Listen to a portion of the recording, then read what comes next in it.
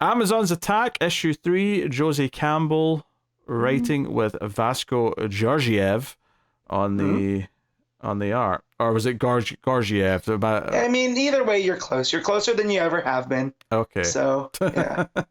I did my bestest, okay? Did Yeah. my bestest. So yeah, this is a really interesting, obviously Flash has tried this with a second book for Speed Force and hmm we hated that. I think Josie Campbell's second Wonder Woman book, Amazon's Attack, or I should say Wonder Woman family book, maybe a better way hmm of putting it.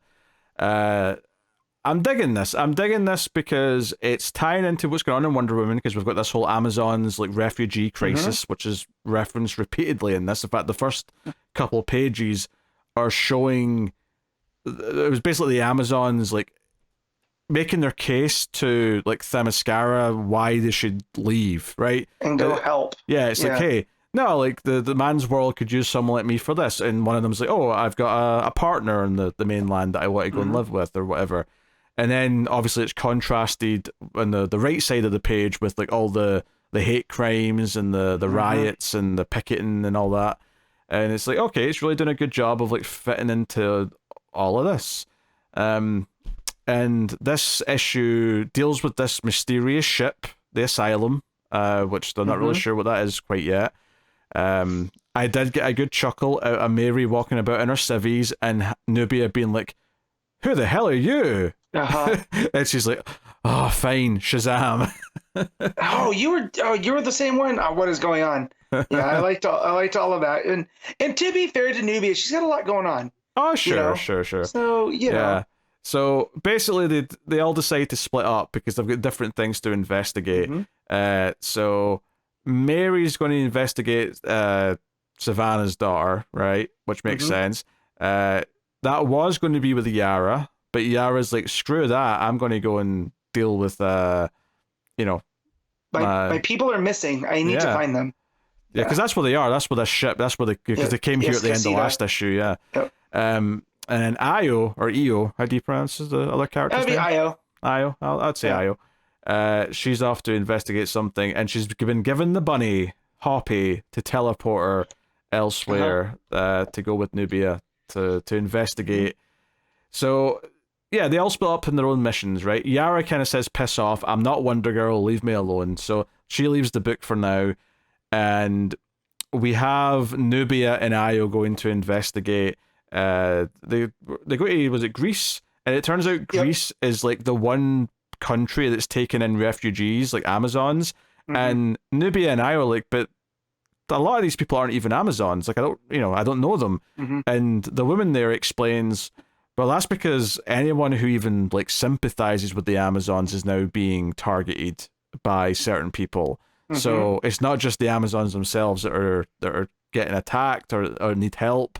So it's like okay, this is adding a lot to the main Wonder Woman book. I feel this is like really Yep. diving in. It's almost like because I would say the main book's not really done too much with that part of it since it introduced it, which is the idea that yeah, like the Yeah. Amazons are being like turned away and hunted and being deported and stuff like that. Like Right. We got a couple of it in the main book where they follow the one that lives at the house that has the daughter, yeah, that was right? the big scene we got. Yeah, And we got that, but nothing. So this is good that Campbell's handling kind of the periphery of what Diana's going on. So King can just focus on Diana's story, right? yeah. Versus the Sovereign and versus It's this is the greater picture. it's a nice compliment to it, I think, hmm in that sense. But it's also doing its own thing because Josie Campbell's also getting to do more with the Savannah Junior Yep. and that connection to Mary Marvel, hmm which this also does.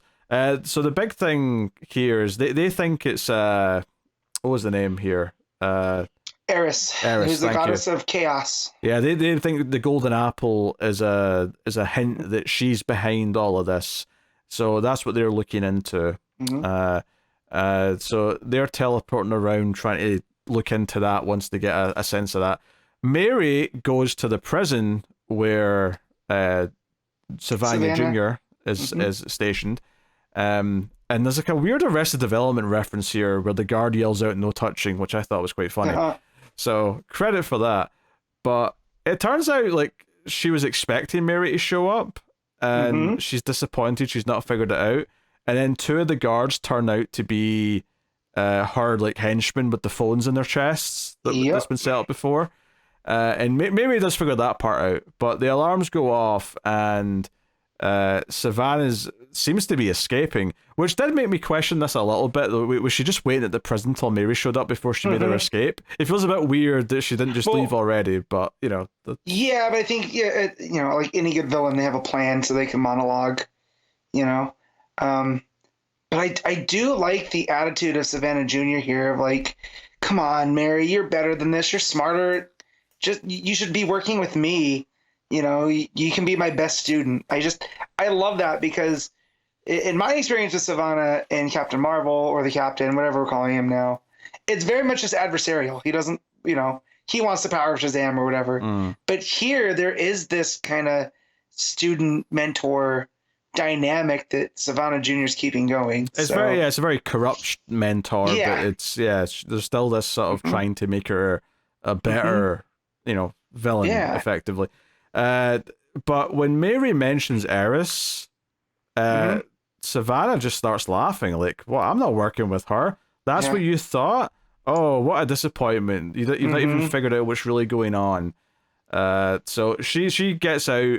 Mary ends up trapped in the prison with Count Vertigo and a bunch of other prisoners. So that's where we leave her. The thing, the sort of the gimmick here being that she can't just Shazam in front of people because it'll reveal who she is. So she's sort of darting around in her civvies. So yeah, basically Savannah's talking to her henchmen in the van, and she's like, "Yeah, none of them know what's going on. They think this is happening, but they don't have a clue." So yeah, it builds up towards the end as she's narrating all this stuff, and we get this ending where Io sees that Eris is not behind all this. She's actually being killed and is skewered to the tree of golden apples. So, because obviously they went off to find Eris thinking she was behind this, and it's like, no, she's been killed. There's someone else behind this. So that's a good cliffhanger. Sets up, you know, whatever we're doing next issue. And Nubia goes missing too. And also, that's not Io. I got that wrong. That's Queen Faruka, right? She's the queen of the Bana Migdal. Someone gets called Io early on, though. Yeah, because there is. That's one of the Amazonians that leaves too. She works for Nubia. Yeah, she's Nubia's kind of second in command. Oh, apologies, everyone. I was calling someone the wrong name the whole issue. Because when they said Faruka on here, I was like, oh yeah, that's not Io, that's Faruka. Sorry, I'm not familiar with this character as much, so I learned that name early on and thought it was her and just kept calling her that the whole issue.